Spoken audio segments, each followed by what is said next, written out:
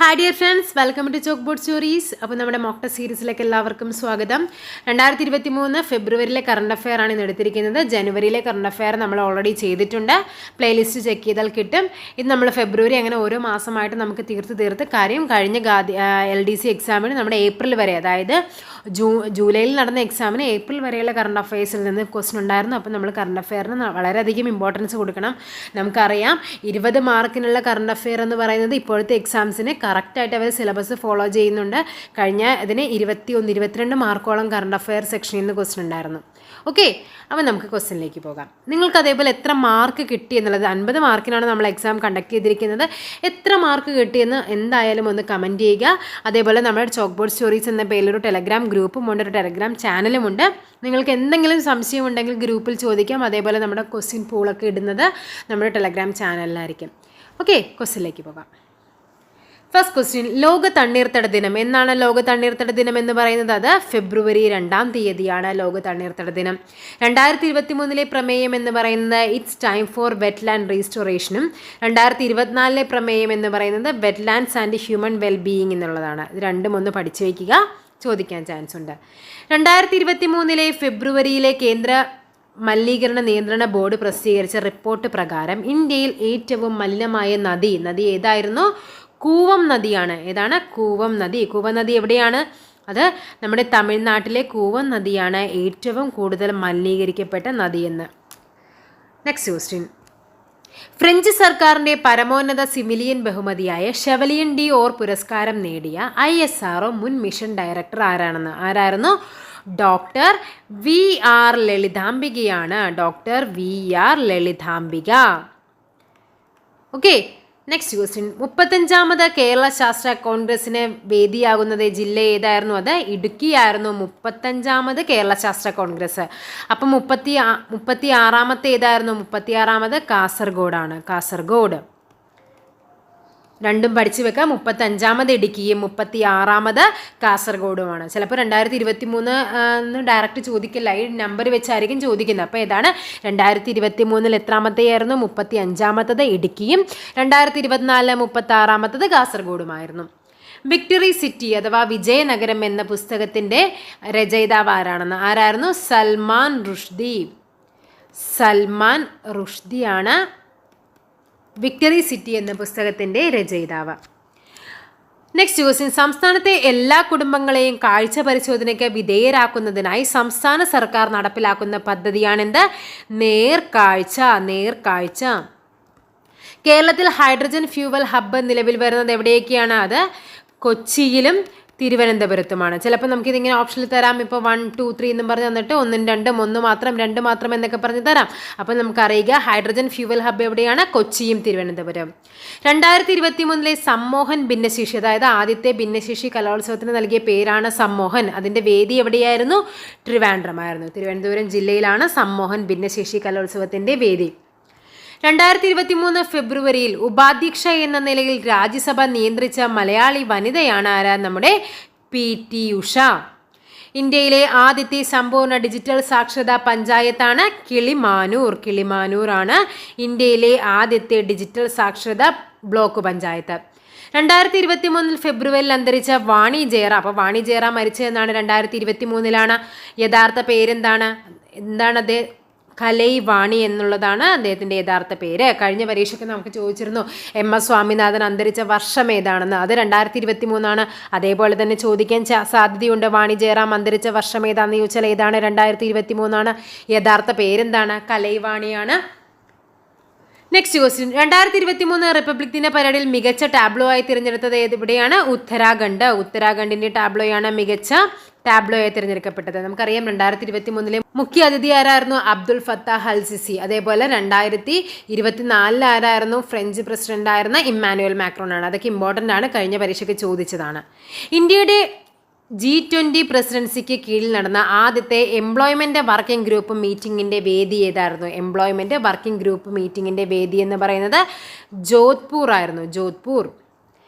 എല്ലാ ബിരുദാനന്തര കോഴ്സുകളിലും അനാഥർക്ക് 2 സീറ്റ് വീതം നീക്കിവെക്കാൻ തീരുമാനിച്ച സർവകലാശാലയാണ് ഡൽഹി സർവകലാശാല. ഡൽഹി യൂണിവേഴ്സിറ്റിയാണ് എല്ലാ ബിരുദാനന്തര കോഴ്സുകളിലും 2 സീറ്റ് അനാഥർക്ക് വേണ്ടി മാറ്റിവെക്കാനായിട്ട് തീരുമാനിച്ചത്. നെക്സ്റ്റ് ക്വസ്റ്റ്യൻ, ഇന്ത്യയുടെ സുപ്രീം കോടതി സ്ഥാപിതമായതിൻ്റെ 73-ാം വാർഷികത്തിൽ മുഖ്യ അതിഥിയായ സിംഗപ്പൂർ ചീഫ് ജസ്റ്റിസ് ആരായിരുന്നു അത്? സുന്ദരേശ് മേനോൻ.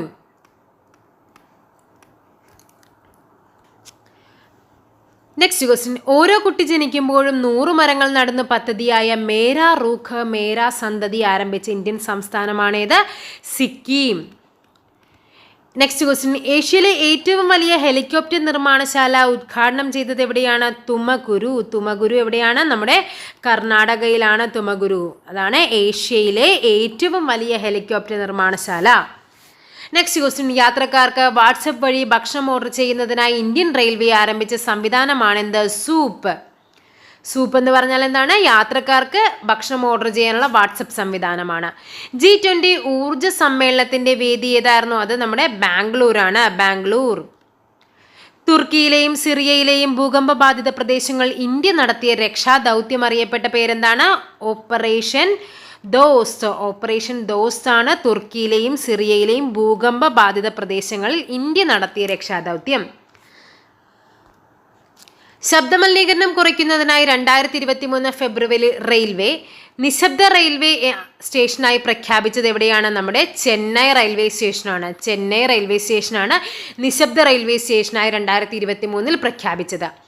ഇന്ത്യയിൽ ആദ്യമായി കൃത്രിമ ആനയെ എഴുന്നള്ളിച്ച് ഉത്സവം നടത്തിയ ഇരിഞ്ഞാടപ്പള്ളി ശ്രീകൃഷ്ണസ്വാമി ക്ഷേത്രം ഏത് ജില്ലയിലാണ്? എവിടെയാണ്? നമ്മുടെ തൃശ്ശൂർ ജില്ലയിലാണ് ഇരിഞ്ഞാടപ്പള്ളി ശ്രീകൃഷ്ണ ക്ഷേത്രം സ്ഥിതി ചെയ്യുന്നത്. ഈ പേരും പഠിച്ചു വെക്കുക, ഇരിഞ്ഞാടപ്പള്ളി ഇമ്പോർട്ടൻ്റ് ആണ്. 2023 വേൾഡ് ഹാപ്പിനെസ് ഇൻഡെക്സിൽ ഇന്ത്യയുടെ സ്ഥാനം എത്രയാണ്? 126 വേൾഡ് ഹാപ്പിനെസ് ഇൻഡെക്സിൽ ഇന്ത്യയുടെ സ്ഥാനം. ഇന്ത്യയിൽ ആദ്യമായി ജല ബജറ്റ് തയ്യാറാക്കുന്ന സംസ്ഥാനമാണ് നമ്മുടെ കേരളമാണ് ഇന്ത്യയിൽ ആദ്യമായി ജല ബജറ്റ് തയ്യാറാക്കുന്ന സംസ്ഥാനം. എനിക്ക് എൻ്റെ വഴി എന്ന പുസ്തകത്തിന്റെ രചയിതാവാരാണ്? ടി പത്മനാഭനാണ് എനിക്ക് എൻ്റെ വഴി എന്ന പുസ്തകം. രാജ്യത്ത് ആദ്യമായി പ്രാദേശിക ഭാഷയിൽ ഉത്തരവുകൾ ലഭ്യമാക്കുന്ന ഹൈക്കോടതിയാണ് നമ്മുടെ കേരള ഹൈക്കോടതിയാണ് രാജ്യത്ത് ആദ്യമായി പ്രാദേശിക ഭാഷയിൽ ഉത്തരവുകൾ ലഭ്യമാക്കുന്ന ഹൈക്കോടതി. 2023 ഫെബ്രുവരിയിൽ നീതി ആയോഗിന്റെ CEO ആയി നിയമിതനായത് ആരാണ്? പുതിയ CEO BVR സുബ്രഹ്മണ്യമാണ് നീതി ആയോഗിന്റെ പുതിയ CEO.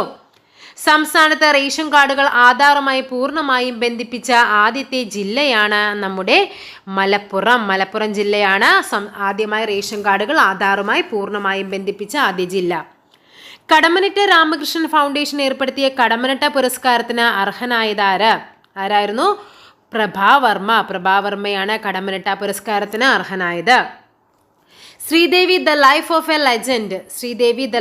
എ ലെജൻഡ് എന്ന ജീവചരിത്രം എഴുതിയതാരാണ്? ധീരജ് കുമാറാണ് Sridevi the life of a legend എന്ന പുസ്തകം എഴുതിയത്. 2023 ഫെബ്രുവരിയിൽ ഏത് സംസ്ഥാനത്ത് നിന്നുമാണ് സെറാറ്റിന തവാങ്ങിനൻസ് എന്ന പുതിയ ഇനം തേനീച്ചയെ കണ്ടെത്തിയത്? എവിടെയാണ്? അരുണാചൽ പ്രദേശ്.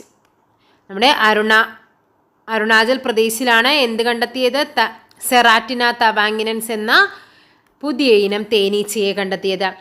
ഖരമാലിന്യത്തിൽ നിന്ന് ഹൈഡ്രജൻ വേർതിരിച്ചെടുക്കാനുള്ള രാജ്യത്തെ ആദ്യത്തെ പ്ലാന്റ് നിലവിൽ വരുന്നത് എവിടെയാണ്? ആദ്യത്തെ പ്ലാന്റ് ആണ് പൂനെയിലാണ് ഖരമാലിന്യത്തിൽ നിന്ന് ഹൈഡ്രജൻ വേർതിരിച്ചെടുക്കാനുള്ള രാജ്യത്തെ ആദ്യത്തെ പ്ലാന്റ് നിലവിൽ വരുന്നത്. സാത്താൻ 2 എന്ന പേരിൽ ഭൂഖണ്ഡാന്തര ബാലിസ്റ്റിക് മിസൈൽ വികസിപ്പിക്കുന്ന രാജ്യമാണ് റഷ്യ. സ്ത്രീകളെയും പെൺകുട്ടികളെയും കരാട്ടെ പഠിപ്പിക്കുന്നുള്ള കുടുംബശ്രീയുടെ പദ്ധതിയാണ് എന്ത്? കരാട്ടെ ശ്രീ എന്നുള്ളതാണ് സ്ത്രീകളെയും കുട്ടികളെയും കരാട്ടെ പഠിപ്പിക്കുന്നതിനുള്ള പദ്ധതി.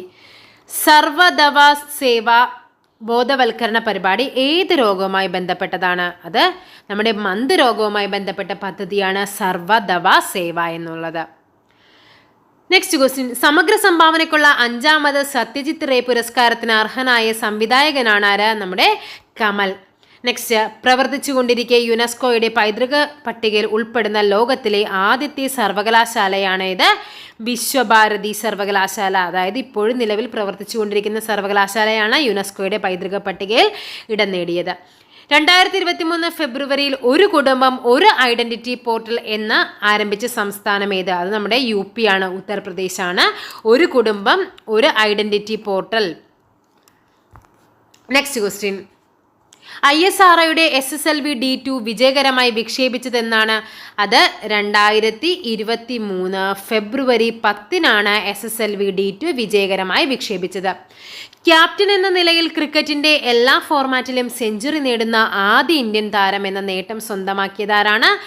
രോഹിത് ശർമ്മയാണ് ക്യാപ്റ്റൻ എന്ന നിലയിൽ ക്രിക്കറ്റിന്റെ എല്ലാ ഫോർമാറ്റിലും സെഞ്ചുറി നേടിയത്.